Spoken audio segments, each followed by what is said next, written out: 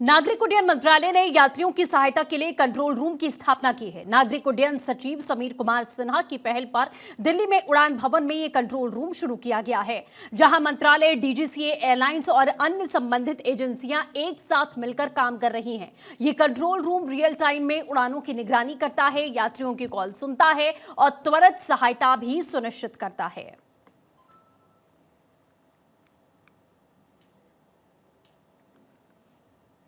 यदि आप हवाई जहाज से सफ़र कर रहे हैं तो अब मंत्रालय की तरफ से आपकी एक तरीके से पूरी जो मॉनिटरिंग है, आपके समस्याओं का पूरा जो समाधान है वो भी पल पल मिलेगा, क्योंकि उसकी जो तैयारी है वो विशेष तरीके से नागर विमान मंत्रालय ने अपने तरफ से की है। तस्वीरें आप देख सकते हैं यहाँ पर।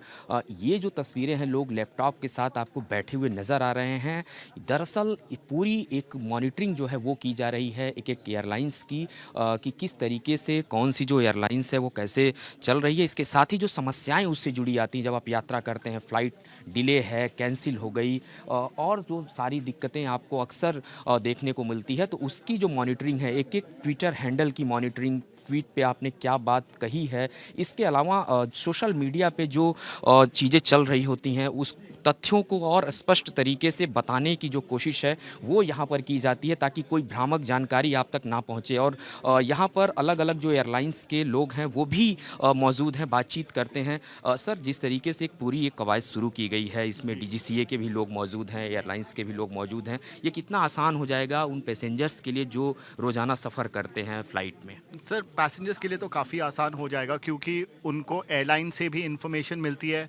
कभी कभार उनको लगता है कि उनको मंत्रालय में फ़ोन करके वही इन्फॉर्मेशन देखनी है कि क्या वो इन्फॉर्मेशन सही है, क्या वो डिफरेंट है। तो मंत्रालय के ये सेटअप के थ्रू उनको वो इन्फॉर्मेशन डायरेक्टली मिल जाती है, और हम एयरलाइन वाले भी मंत्रालय को immediately on the spot information दे देते हैं।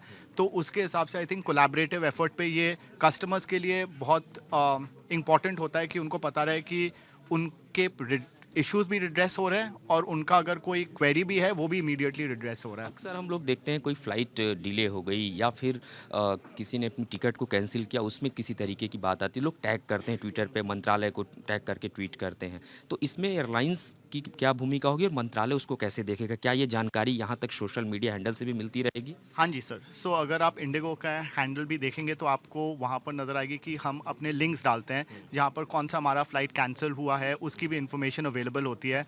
हमारा लिंक है जिसमें आप कस्टमर के अगर फ़्लाइट डिटेल्स कस्टमर अपना डालता है, पीएनआर नंबर डालता है, तो उसको फ़्लाइट स्टेटस के बारे में भी पता चलता है। तो हमने डिजिटल टेक्नोलॉजी के थ्रू काफ़ी इन्फॉर्मेशन हमारे वेबसाइट पे रखा हुआ है, और मंत्रालय के यहाँ पर जो टीम मेंबर्स हैं उनके पास भी हमने वो लिंक ट्रांसपेरेंटली दिया हुआ है, सो दैट वो इमीडिएटली कस्टमर को इन्फॉर्मेशन दे पाए।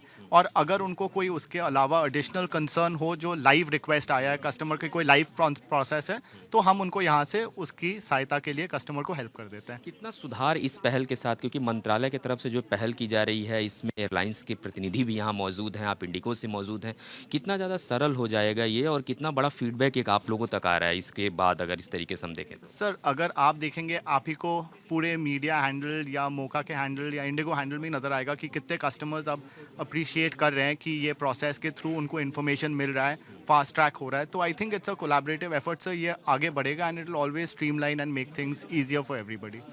जी, बहुत बहुत धन्यवाद सर। तो आपने देखा कि किस तरीके से एक एक सिस्टम पे यहाँ पे जो सोशल मीडिया हैंडल है उसकी जो निगरानी है वो की जा रही है, और इसके साथ साथ मैं आपको दिखाऊं, इस पूरे रूम में एक बड़ा जो स्क्रीन है, एक बड़ी जो वॉल है वो भी यहाँ पर लगाई गई है, जिस पर आप देखिए कि लगातार जो जानकारियाँ हैं सोशल मीडिया हैंडल पे क्या चल रहा है, वो सभी जो जानकारियाँ वो आपको नज़र भी आएंगी। और सबसे बड़ी बात यह है कि एक एक चीज़ों की जो मॉनिटरिंग है वो यहाँ पर की जा रही है, समस्याएँ किस तरीके की हैं उसको भी यहाँ पर समझने की कोशिश है वो की जा रही है। और इस पूरे ऑपरेशनल कंट्रोल रूम की अगर मैं बात करूं तो ये जो कंट्रोल रूम है ये 24 घंटे काम करता है, यानी हम इसको कह सकते हैं कि 8-8 घंटे की जो शिफ्ट है, 3 शिफ्ट में लोग जो हैं वो यहाँ पर मौजूद होते हैं, और 24 घंटे लगातार जो मॉनिटरिंग है वो होती है। कैमरामैन सिबली के साथ गौरव मिश्रा, भारत 24, दिल्ली।